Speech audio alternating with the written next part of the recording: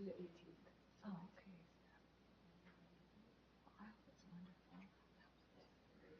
wonderful. Okay. All right. Thank you. So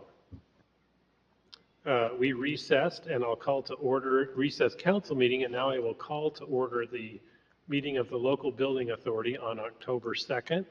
Is there anybody here that would like to make public comment? There being none, we'll close public comment and move to open up a public hearing on the proposed 25-26 budget. I guess I should ask the council if they have any questions before we open up the public hearing. I don't have questions, but I do have a comment on this one. Comment? Yeah.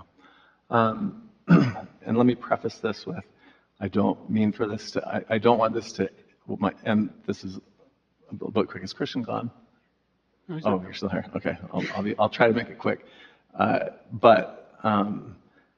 I submit with total respect to everyone. I don't want this to end the way that it did after the Salt Lake City municipal water gentleman was here, the way that it felt, right? This is one. I was out of town when this was discussed in the work session, the budget for this, I think, and with the creation of the LBA and everything. My comment is I supported the lease that the city did with the Granite School District because it was cheap, relatively inexpensive. They were contributing a significant amount towards the demolition of the property and as a way to preserve open space and all of that, right? And I think it's a great thing in that regard. Plus, it had the sport field usage that could help offset potential rentals, to offset some of that cost and everything. I like the idea of the users in a case like that paying for it. I think that's great. That said, it is a mile from Creekside Park, and Big Cottonwood, the regional park, is very close. I know that Cottonwood Club is private, but a lot of people in the surrounding neighborhood belong to Cottonwood Club, which is right just next to it. Proximity, I think, matters. I think it'll be great for a lot of people in Paul's district and probably some in Mill Creek that are just to the west of it, and certainly other people will do things in other parts of the city, but it is a little bit of a ways away, and I guess I just have sticker shock on the spend for the anticipated spend for that park. And what I would, again, I've got 3 months left, and a lot of this will happen over the course of when I'm not here, but I hope you'll just consider this as food for thought. Many of our residents are on fixed incomes. When I was campaigning, I remember that was an issue, taxes. And fact is, there was a Meet the Candidates thing recently, and that was one of the questions that was raised, recognizing there are people on fixed income. I think Holly, there was the back of the napkin thing, but this bond, and I recognize that the full bond amount isn't for just the park, but it's a substantial portion of it. But it's like $80 a year, kind of not in perpetuity, but for all intents and purposes, it is a little bit for the people that will be here. For every, that was on $1 million home, and there's a lot of $1 million homes here. And so, that said, I just want to encourage modesty to the extent that we can. I don't know if by authorizing or by passing this, we're saying, yeah, go ahead and spend the $6 million on the park the way that is. There's 3 phases that are spelled out. Phase 1 largely makes sense to me. I would just encourage modesty because that 70 to 80 or whatever it ends up being dollars a year is forcefully taken from people, right? They don't really have a choice. I hope that the city can do, it's not uncommon at all for people for municipalities to seek private fundraising. When that time comes, please reach out to me. I would gladly contribute to it. I think there's great value in seeking voluntary funding of things to the extent that we can. There's naming rights that can be sold, different things like that. You want the dog park? Ty Brewer Dog Park? No, that's okay. Ty Brewer men's room? No, I don't need my name on it, but I would, and obviously Holly and others will seek grants to the extent that they can, even though it's leased ground. But the other thing is but some type of a monument that recognizes donors, and then going through that exercise and effort, I think is, especially for something that's not an essential service, I think it's worth it and really incumbent on us to at least make a good faith effort in trying to do that. It happens all the time, and I would hope that we would do it, I guess, is what I'm saying there. Or another thought is to take pledges from people on certain amenities. I worry, I mean, it's stout dollar amounts on the children's playground, for example, and the pickleball courts, and the wish list was long. But the nice thing is if you did something, a pledging system, I do have somebody that sent me regularly, sending me different dirt jump, like what happened, they tried to put in at the top of 45th South, but the county shut it down. But like a dirt jump park.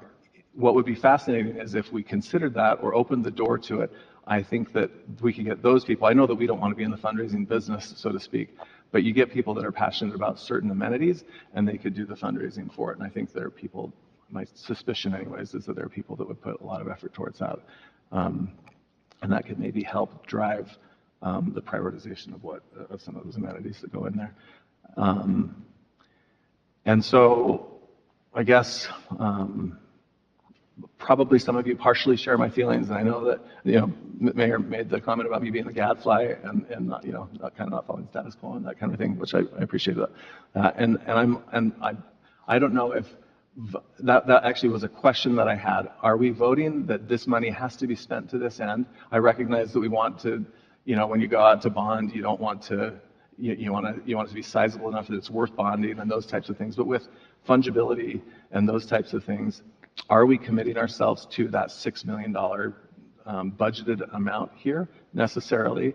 Or are these funds that could potentially go to stormwater or to other things, I guess, was my question, or increasing the condition index on our roads, raising the baseline on our road conditions and things like that.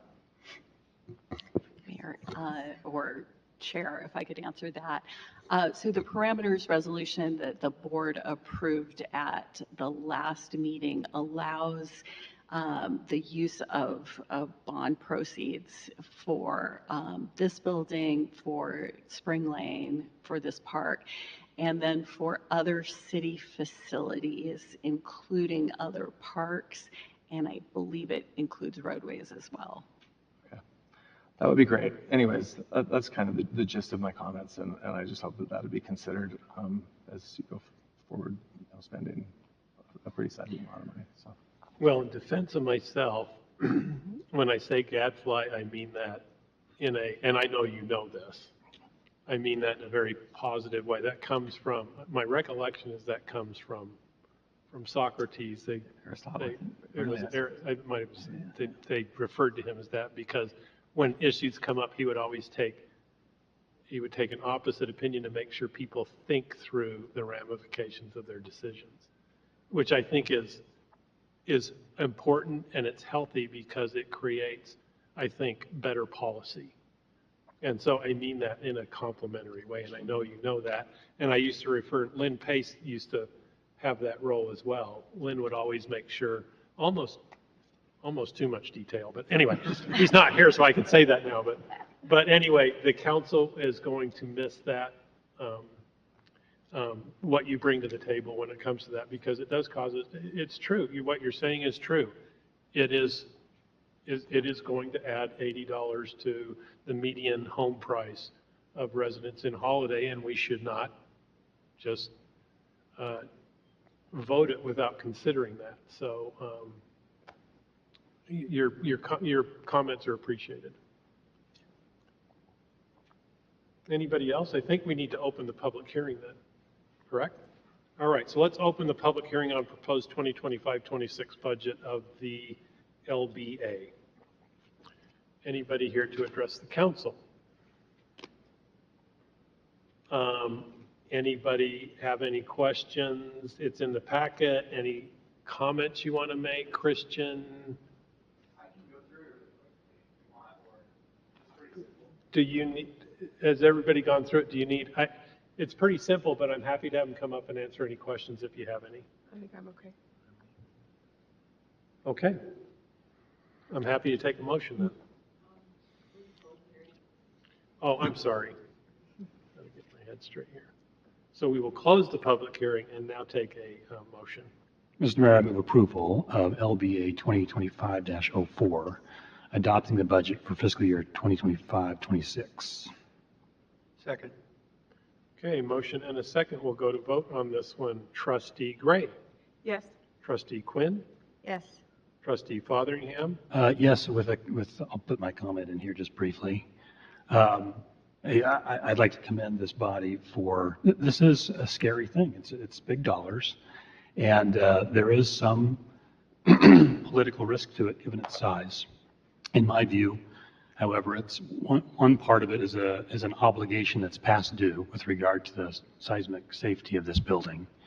And the other is just an incredible opportunity. And both of these opportunities will improve, I believe, very much the civic life of Holladayans for the next 25 to 40 years. And, we were able to get the Spring Lane Park land on the cheap. Just think about if the opportunity would even exist if we had to purchase the land for $1 million plus an acre just for the dirt. And so this, I believe, is an incredible opportunity. I mean, I go to other parks. I go to Knutson Park on the far south end. I've been to the 45th South Park. So I travel parks throughout our city. So it's not just a benefit for my neighborhood, though this particular park is near my home. But 12 acres of green space, which a lot of residents love that idea of preserving Holladay. That's the theme I hear about, preserving Holladay, and this is a way to preserve. The thing they're terrified about would be if that particular property were to end up as high-rise condos or something, which I don't think was really a plausible thing for the middle of that neighborhood. But still, preserving 12 acres of green space on land we got on the cheap in a built-out old city like Holladay is just an incredible opportunity. And I agree with Ty that we don't want to go hog wild on amenities. You do have to create amenities that make it an attraction for as many citizens as possible, I believe. And I think we're going to strike a good balance.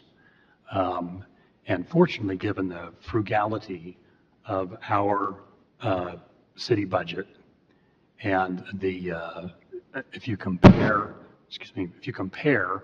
our property tax assessment rate with all of our other peer municipalities in the county, we are 30% less on average than the county average for municipal services. So we do have a little bit of bandwidth. That doesn't excuse us to go hog wild on this park, but it does provide some context, given that we are generally a wealthy community, to do something that's actually an extraordinary opportunity that we're able to do generally on the cheap, given the land acquisition deal we've made. And so, but nonetheless, it still takes some courage from this body to commit ourselves to this long-term thing that takes some faith and some, in the future. And I'm very much for this. This is a big deal. I wanted to mark that. This is a big deal for Holladay. It's not routine. And so with that, I wholeheartedly vote yes, and thank our staff for helping us understand this opportunity and helping us put this deal together. Okay, Trustee Durham, Yes. Trustee Brewer. I'm gonna just I think it's healthy to have a no. And in this case, where just to memorialize it that way, I don't think it's a bad thing. And I just hope that it's understood that I have the greatest respect for all of you. I don't agree with everything that Paul said, but that's okay. But I do agree with a lot of what is in this budget, and certainly the open space. I agree with that and all of that. So I hope and would just encourage the modesty in that this is that it's forceful. I had a fixed income person this week that didn't want to fix a bike that was going to cost $75 to fix, that has $1.5 million-ish home, So it's those kind of things that just make me uneasy. So thank you. Was that a no vote? That's a no vote. Okay. Yeah. I'm sorry, I didn't know if I heard that, but I just want to reemphasize, I get with the amenities not going hog wild, but I think to me, the primary benefit of the preservation and this, and I get spending the money on the amenities is different, is the preservation of those open fields, because we have so little of it in Holladay. And I think putting facilities in there that are going to create a permanent amenity for lacrosse and soccer and baseball or whatever else we have, those are very, very large fields, probably double what we have in the city. I think that's the primary benefit we're going to secure with these bondings. So, and with that, my vote would be yes. So that takes us to just a motion to adjourn. If I get a motion to adjourn LBS and reconvene in council. Mr. Mayor, I motion that we adjourn LBA meeting and return to council meeting. Second. We have a motion second. All in favor say aye. Aye. And with that, I'll just need a motion to go into closed session. Mr. Mayor, I move that the council go into closed session. Oh, I'm sorry. Wait. Oh, sorry. Stephanie, do we need to wait on this? Are you sure? Mr. Mayor, I move that we go into closed session for the purposes described in UCA 52-4-204 and 205. Second. Okay, we have a motion and a second. Councilmember Gray, Yes. Councilmember Quinn, Yes. Councilmember Fotheringham, Yes. Councilmember Durham, Yes. Councilmember Brewer, Yes. and Chair vote yes. And Gina, who would you like to remain?